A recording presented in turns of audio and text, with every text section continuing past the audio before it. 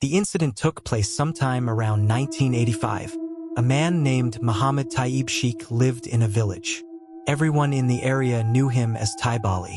From a very young age, Taibali was extremely absent-minded and restless by nature. He was not very interested in anything, especially his studies. So, his family decided to enroll him in a madrasa. He studied there for about 1 or 2 years. Then, one day, he suddenly disappeared from the madrasa. His family searched for him everywhere. They asked relatives, acquaintances, and anyone who might have known something about him. But no one could find any trace of Taibali. Then, one day, he suddenly returned home on his own. When his family asked him, "Where were you?" Taibali could not give them any answer. He could not remember where he had been, whom he had been with, or how he had spent all those days. The strangest thing was that this began happening repeatedly. From time to time, Taibali would suddenly leave home and disappear somewhere. Then, after some time, he would return home on his own.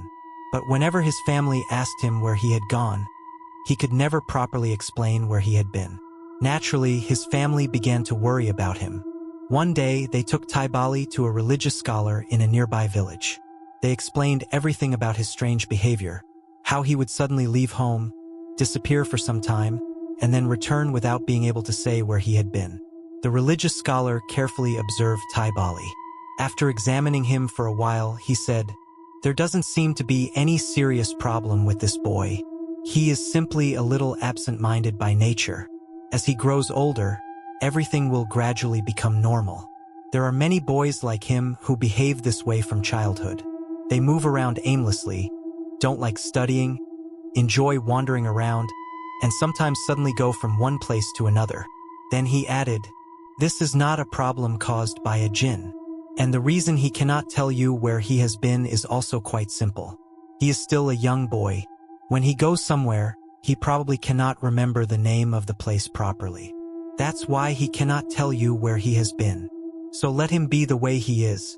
There is no need to worry too much about this.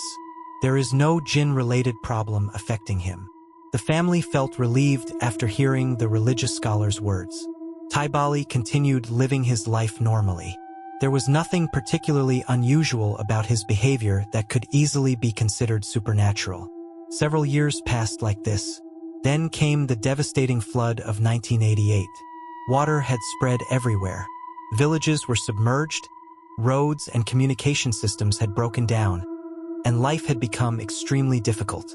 At that time, Taibali was around 16 or 17 years old. One day, he once again left home and disappeared somewhere. But this time, he did not return. Days passed. His family searched everywhere for him. They asked everyone they could. They looked in nearby villages and distant areas, but no one could find him. At the very edge of the village, there were several Hindu households. An elderly woman lived there who practiced traditional healing. Among the villagers, she was known for something unusual. People claimed that she was extremely skilled at finding missing people. If someone disappeared, she could supposedly tell them where that person was. People also said that if something was stolen, she could tell them where the stolen item was hidden, with the help of the Djinn that supposedly assisted her. Taibali's family already knew this woman, so when all other efforts failed, they decided to go to her for help. They told the woman everything about Taibali's disappearance. After listening to the entire story, the woman said, "Give me 1 day." The family returned the next day to find out what she had learned. The woman then told them, "Taibali is not nearby. He has gone very far away." She further said, "He is somewhere in a village in the greater Mymensingh region." However, she could not identify the exact district, sub-district, or village where Taibali was staying. The family naturally wanted to know whether there was any way they could bring him back. The woman then warned them, "Let him stay where he is for now. When the time comes for him to get married, he will return on his own. And if he does not come back willingly, you should not try to bring him back through any kind of ritual or intervention." She continued, "He is already an absent-minded person by nature. If you forcefully bring him back now, it could have a serious effect on his mind, could even cause him to lose his mental balance. So let him stay wherever he is. Inshallah, When the right time comes, he will return on his own. After hearing this, the family felt somewhat reassured. But at the same time, they were left wondering when that time would actually come. When would Taibali reach the age of marriage? When would he return? No one knew. But something happened that was almost impossible to believe. Within 8 or 9 months, Taibali actually returned home. No one brought him back. No one performed any ritual to bring him back. He came home completely on his own. And the strangest part was that he appeared completely normal. His behavior was perfectly normal. There was no unusual absent-mindedness in him anymore. There was nothing strange about him at all. Looking at him, no one could have guessed that he had been away for so many months.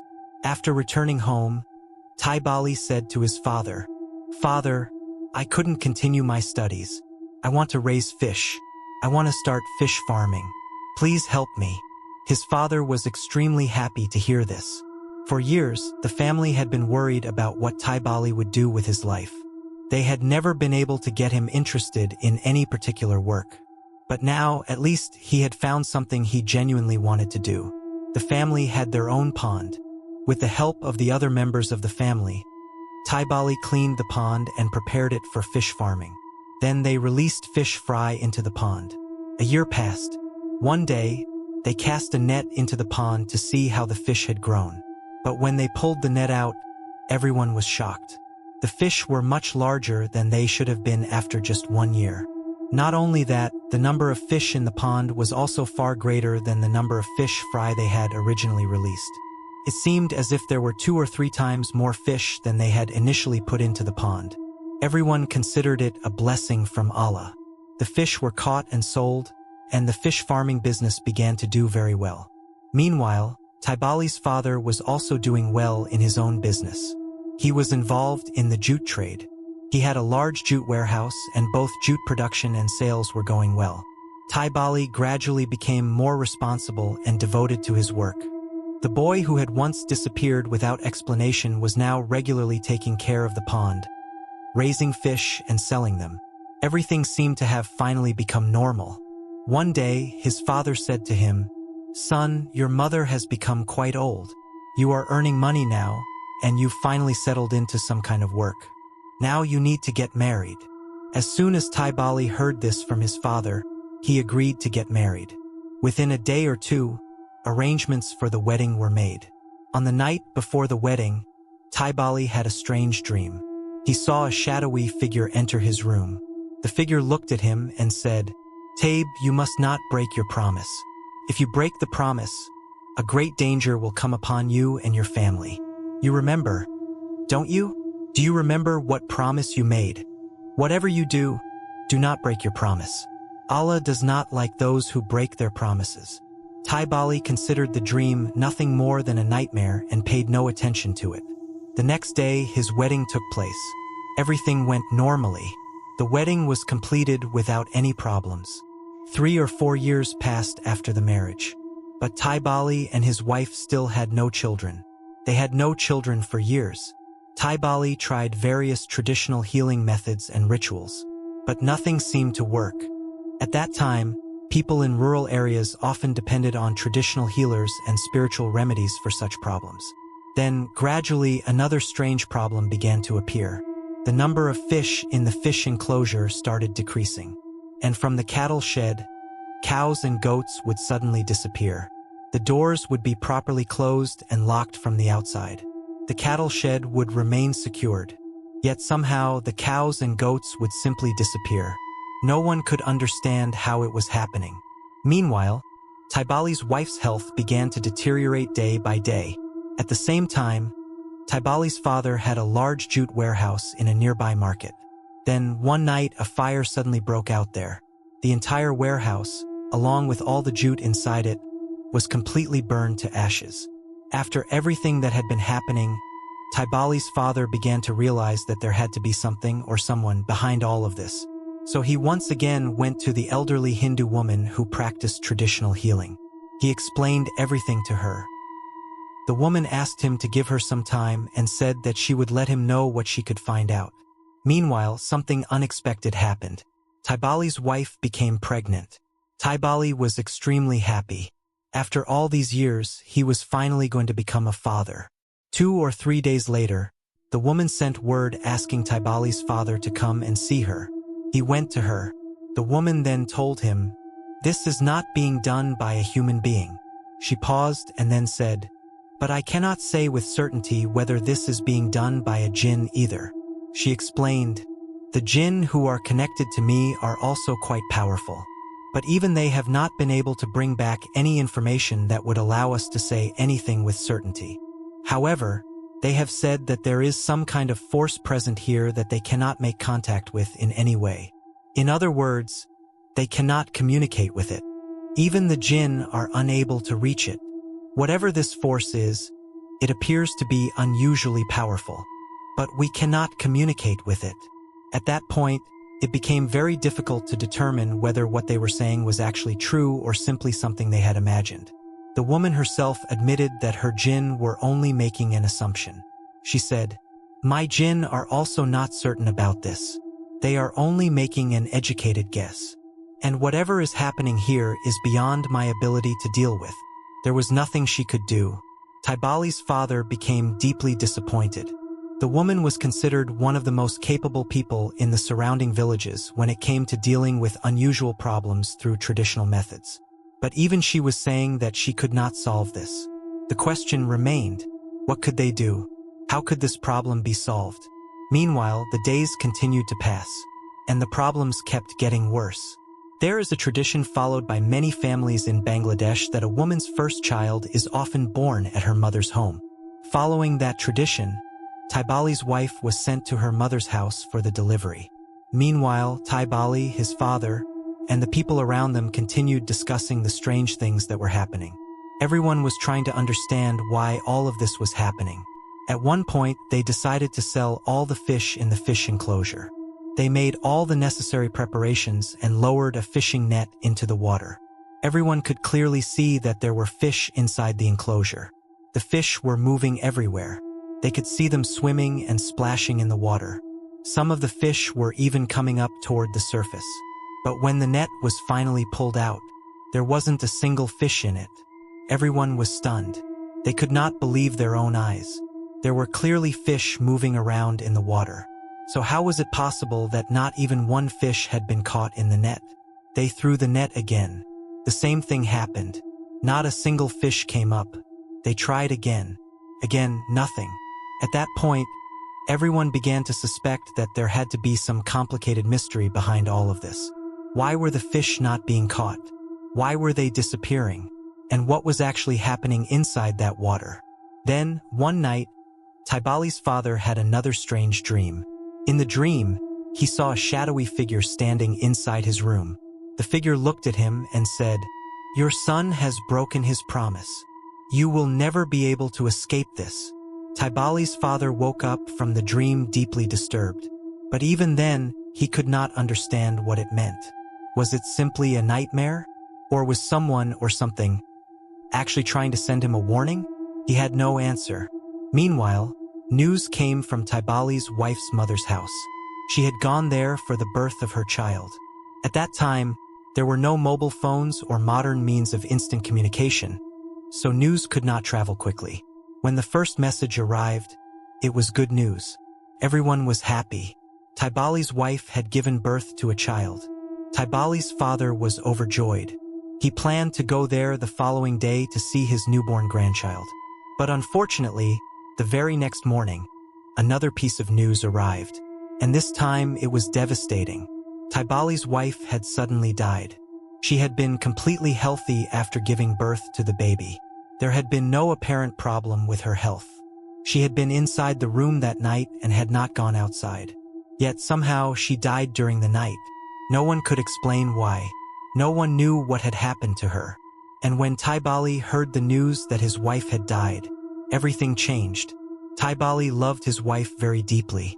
He used to share many things with her and talk to her about everything. So, the moment he heard that she had died, he completely lost control of himself. He became like a madman. He started running around aimlessly, as if his senses were no longer functioning properly. His wife was dead, and he wanted to go and see her, but his mind was no longer working normally. The shock of his wife's death had completely broken him. Meanwhile, after hearing about his daughter-in-law's death, Taibali's father finally began to connect the pieces. He thought, what is actually happening? I had that strange dream. The figure in the dream said that a promise had been broken. But what promise? Who broke it? How did it happen? I have to find out. So he went to the imam of a nearby mosque and told him everything that had happened. The imam listened carefully. After hearing the entire story, he asked for a few days' time. He said, "This is not something I can explain immediately. I need to investigate and find out what is really happening. Let me try to gather some information through the Djinn who are under my command. After that, I will let you know." The next day, the imam suddenly sent word asking Taibali's father to come to him as soon as possible. When he arrived, he immediately noticed fear in the imam's face. The imam then said, "The Djinn that is causing all this harm to your family is not an ordinary Djinn. I sent some of the Djinn who obey me to investigate why this Djinn is doing this and what the problem is. But while trying to gather information, one of my Djinn was killed. I still cannot understand why my Djinn was killed. However, I have been able to confirm one thing. This is not an evil Djinn. It is a Muslim Djinn. It is a Djinn that performs prayers and follows religious practices. But then why was my Djinn killed when I sent it to gather information from him? I myself am deeply frightened by this. I have not been able to find out anything more, and I do not possess the knowledge or ability required to confront this Djinn." Hearing this, Taibali's father felt as though the sky had fallen on him. He said, "But what are we supposed to do then? If even you cannot deal with this problem, how will it ever be solved?" The imam replied, "I also want to know what is really happening here, but this problem is beyond my control. However, I can give you the address of someone. He is one of my students. You should go to him." The imam then wrote a small note. It was a short letter for his student. He handed it to Taibali's father and told him to take it with him. That day, Taibali's father set out with another family member. The place was quite far from their home. They eventually reached a rural area where there was a small madrasa and a mosque. They already knew that one of their relatives lived nearby, so finding the place was somewhat easier. When they finally reached the mosque and saw the imam there, they were completely shocked.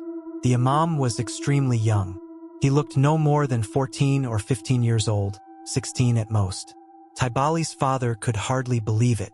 He thought to himself, how can a boy this young possibly solve a problem like this? There were older and much more experienced people who had spent years dealing with such matters, yet they had been unable to provide any answers. So how could this young boy possibly do something that they could not? But then he thought, it doesn't matter how old he is. I don't need to judge him by his age. I need a solution. So they went to the young imam, greeted him, and handed him the note. They told him, "Your teacher gave this to us." The young imam read the note.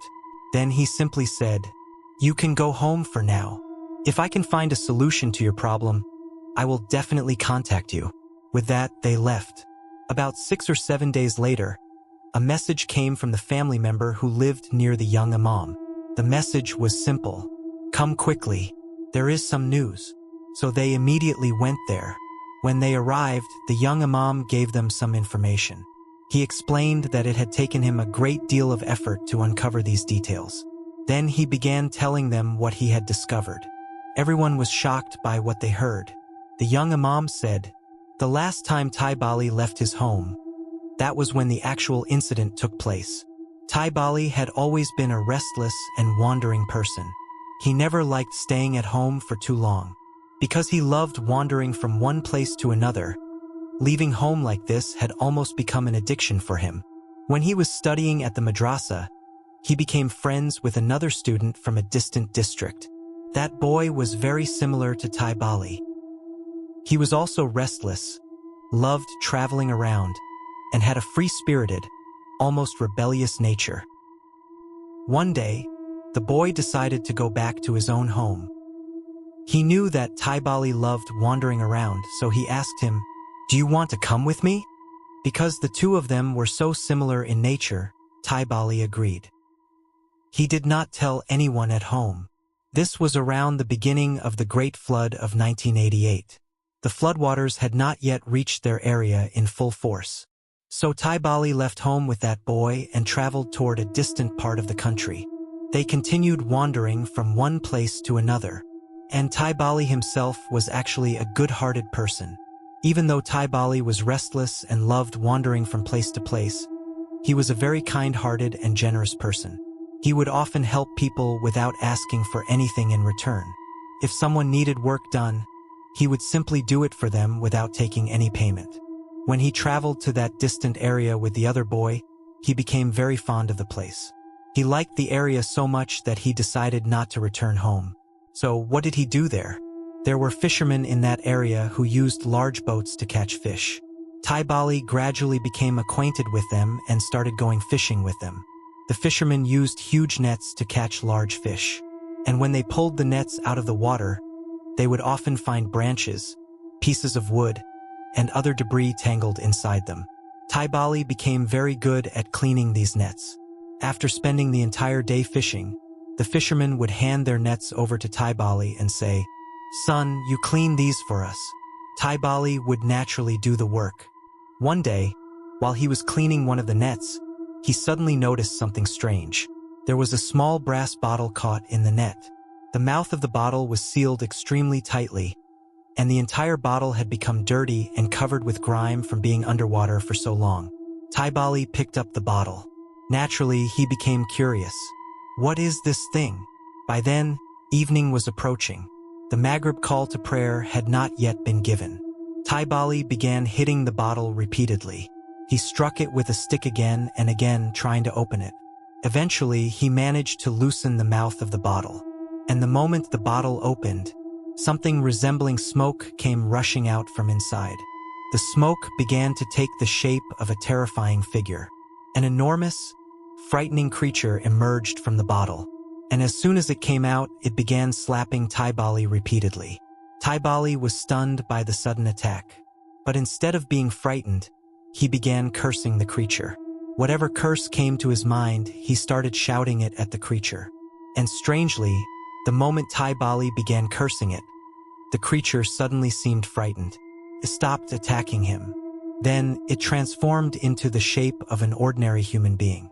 The creature came closer to Taibali and said, "Please, son, whatever else you do, don't curse me. Don't be afraid. I won't hurt you. But why did you hurt me so badly? You kept striking the bottle again and again. You caused me a great deal of pain. That is why, when I finally came out, I was extremely angry and hit you a few times." After saying this, the creature, which now looked like an ordinary human being, placed its hand over Taibali's body. And the moment it touched him, something strange happened. Taibali immediately became completely normal. The pain from the blows he had received just moments earlier disappeared.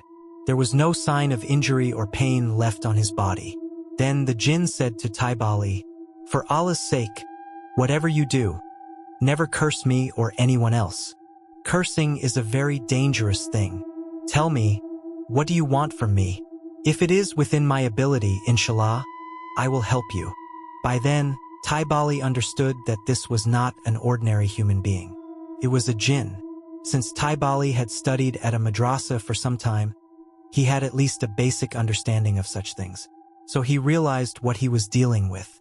Taibali then said, "What would I ask for right now? Why don't you come and meet me from time to time? I'll think about it and decide what I want." The Djinn agreed. One day, the Djinn said to Taibali, "I will help you in a way that ordinary Djinn do not usually help people. But you have to make me a promise. And you must never break this condition." Taibali agreed immediately, without even hearing what the condition was. The Djinn then said, "Whatever benefit you receive from my help is not entirely because of me. Nothing can happen without Allah's will. I will only make the effort. But I will be there to help you.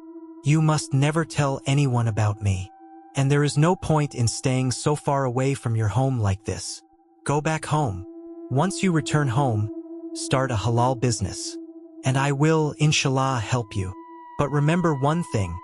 You must never break your promise. If you break your promise, both you and I will suffer. And most importantly, you must not get married until I tell you that you can. You will definitely get married, but only after I give you permission. Until then, no matter how many marriage proposals come, you must reject them. Taibali agreed. The Djinn also told him, "Remember this as well. If someone causes harm to me, I will cause harm to that person too. So keep that in mind." Meanwhile, the area where Taibali was staying was known for fish farming. Many people there not only caught fish from rivers, canals, and wetlands, but also raised fish commercially. Taibali decided to work at a fish farm.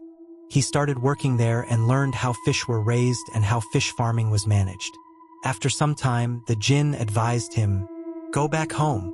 Return to your family and start a fish business." At that time, Taibali was working on a fishing boat. Of course, he needed food to survive. Since he was working with the fishermen, they would share their food with him. One night, Taibali fell asleep on the boat. When he woke up the next morning, he found himself lying on the veranda of a mosque in his own area. Taibali immediately understood that this had been the work of the Djinn who had been accompanying him. His family was completely shocked when they found him back home. This was how Taibali returned home after being away for around 8 or 9 months. The same disappearance that had left everyone searching for him. After returning, he began living a completely normal life. The absent-mindedness and restlessness that had once defined him were no longer there. He became settled and focused on his life. Then he told his father, "I want to start a fish business." Since he had learned how to raise fish, his father was happy to support him. But later, when a marriage proposal came for Taibali, he forgot about the condition the Djinn had given him. For whatever reason, he did not take the warning seriously. He agreed to the marriage. And this marriage was what made the Djinn extremely angry. But why was the Djinn so furious that Taibali had gotten married? The Djinn had already explained that Taibali was still too young to keep certain things to himself. He had not yet reached the age or maturity at which he could safely keep those secrets. The Djinn was afraid that Taibali might tell his wife everything about him.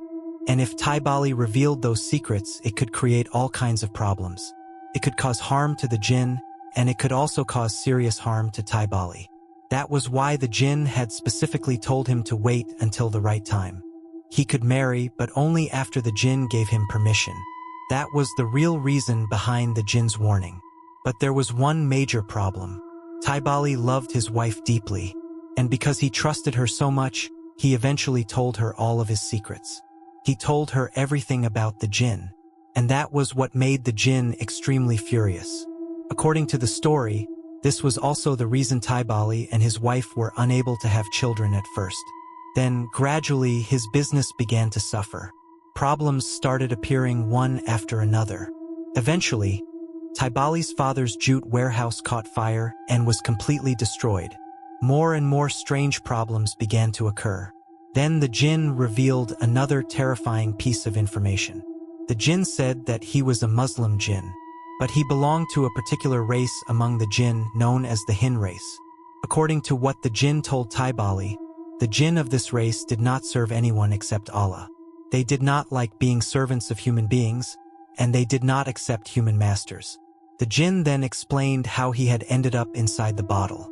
According to him, because of a mistake he had made, a Muslim scholar had imprisoned him inside a bottle. The bottle was then thrown into the sea. He remained trapped there for nearly 2,000 years. During that enormous period of time, the bottle drifted beneath the sea. At one point, a fish swallowed the bottle. Later, that fish was eaten by another fish, and somehow the bottle eventually came out of the fish's body. That fish eventually died, and the bottle was once again carried away by the underwater currents. The currents beneath the sea carried it from one place to another. Eventually, it ended up inside another fish. And this continued for generations, with the bottle being carried around beneath the sea and passing through the bodies of different fish. As the bottle continued drifting through the sea, it eventually traveled through the Indian Ocean and somehow made its way toward the area where Taibali had been staying. For nearly 2,000 years, the bottle had been carried from one place to another by the currents beneath the sea. Eventually, it ended up in that region. And one day, it was caught in the fisherman's net. Taibali was the one who found it and opened it. That was how the Djinn was finally released from the bottle. The Djinn also revealed another important piece of information to the young Imam. According to the Djinn belonging to the Djinn race would never share information with Djinn from other races. They would only share information with Djinn belonging to their own community, tribe, or race. If a Djinn from another race approached them and tried to obtain information from them, they would become extremely angry. And if that Djinn repeatedly pressured them and insisted that they reveal the information, they could become aggressive and attack. That was exactly what had happened earlier. The Djinn who had been sent by the young Imam's teacher had repeatedly pressured the Djinn race Djinn to provide information. He kept insisting that the Djinn reveal what he knew. But this went completely against the principles of the Djinn race Djinn. They did not exchange information with Djinn belonging to other races. That was why the Djinn race Djinn had become furious and had attacked the other Djinn, eventually killing him. The young Imam himself was an extremely devout and spiritually accomplished person. Even though he was very young, Allah had elevated him to such a level of spiritual discipline and character that many powerful Djinn would come to him and greet him respectfully. Among them were also Djinn belonging to the Djinn race. It was through one of those Djinn race Djinn that the young Imam was able to summon the Djinn connected to Taibali. And that Djinn himself revealed all of this information to the young Imam. But then came the most difficult question. What was the solution? The situation was extremely complicated. After learning everything, the young Imam initially told the Djinn to leave. But Taibali's father pleaded with him. He said, "Sir, there has to be a solution. Will my son remain like this forever? Please do something. Find a solution for him." The young Imam then called the Djinn again. The Djinn returned. This time, the Djinn explained something important. He said that he had not actually caused Taibali to become mentally unstable. Taibali had become like this because of the overwhelming grief caused by his wife's death. The Djinn had not made him insane. He admitted that he had caused certain things to happen in the past. And according to him, Taibali's wife had died because of him. On the night Taibali's wife gave birth to their child, the Djinn race Djinn appeared before her in his actual form. When she saw the Djinn, she became so terrified that she died. However, the Djinn said that he had never expected her to die in that way. He had not intended for her death to happen like that. And as for Taibali himself, the Djinn said that he had not directly harmed him. The Djinn then said, "By Allah's mercy, inshallah, Taibali will recover. His condition was not caused by a Djinn, and I will do whatever I can from my side to help him recover." But according to the Djinn, there was only one solution. He told them that Taibali had to make the fish in his fish enclosure available to everyone. The fish could no longer be treated as something meant only for Taibali or his family. Everyone had to be allowed to eat the fish. The Djinn said that if this was done, Taibali would gradually recover. The Djinn also advised the family to take Taibali to a doctor for treatment. He said that he would also try to help Taibali recover from his side. The family followed the advice, and, according to the story, Taibali eventually recovered. His condition gradually returned to normal. After everything he had gone through, the years of disappearing, the mysterious Djinn, the promise, the marriage, the loss of his wife, and all the strange events surrounding his life, the ordeal finally came to an end. And that is where the story of Taibali ends.